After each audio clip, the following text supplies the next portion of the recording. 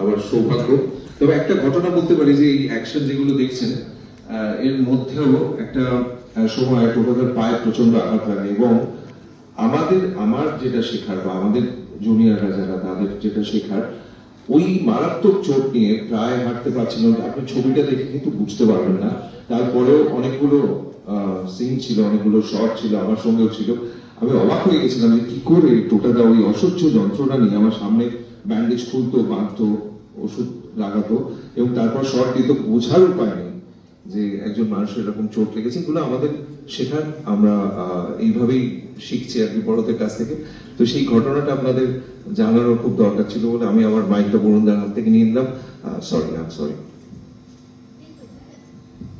হয়ে গেছে। আচ্ছা, বেশ হয়ে গেছে। সুমদীপ, হ্যাঁ আমার মনে হয় সুমদীপ একটু বলা উচিত। অনেক কিছু বলার আছে আমাদের যে